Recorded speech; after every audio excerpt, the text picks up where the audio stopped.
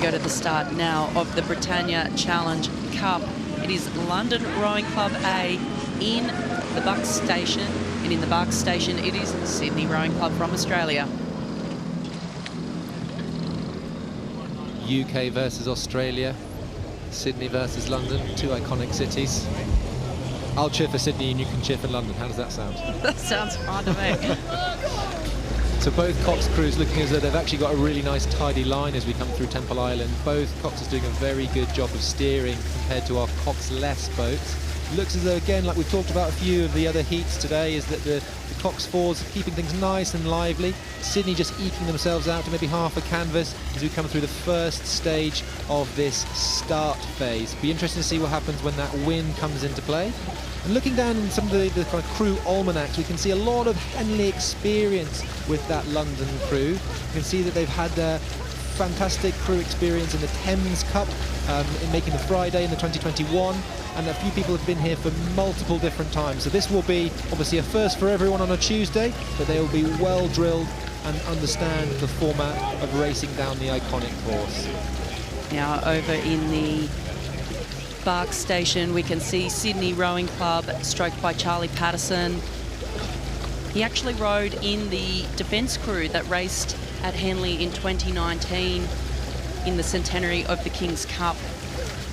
Well-experienced oarsman from Sydney Rowing Club here at the Henley Regatta, stroking his crew, who do have an ever so slight lead over London Rowing Club A at this very early stage of the race.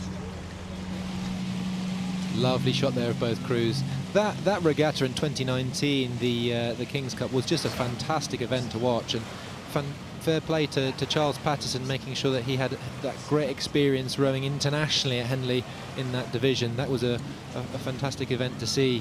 It looks as though London Rowing Club have just eked out a little bit more speed and boat pace than their Australian counterparts. Just looks as though about 3/4 of a length up.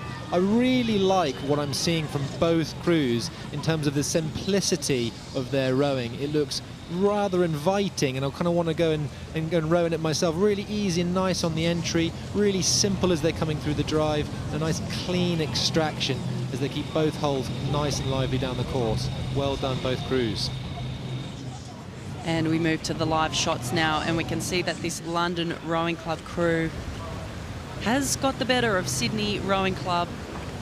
A little cheeky glance with Callum Jenkins just looking across at Sydney. Dare I say it, maybe more of a cheeky glance to look down to see where that finish line, where the markers were. Once again looking at that communication between Cox, bowman and crew. As we see there, the coxswain from Sydney Rowing Club just looking over the bow. That's Nadine Johnson Arroyo. I love the way she's actually colour coordinated her sunglasses to the lycra of her crewmates. That's the level of detail we'd expect from our Australian crews that come over, so thank you for doing that. London looks as though they've moved out to 3 lengths. Fantastic rowing from them, and once again it's this thing that we talked about earlier in the racing, isn't it, about managing that energy. They're coming through the last sort of 10-15 strokes of the line. There's no prizes for winning your heat by a long way. You need to ensure that obviously you do the job and you win, but we need to have that energy managed as we go through the regatta, particularly into those later phases of the race. So well done, London.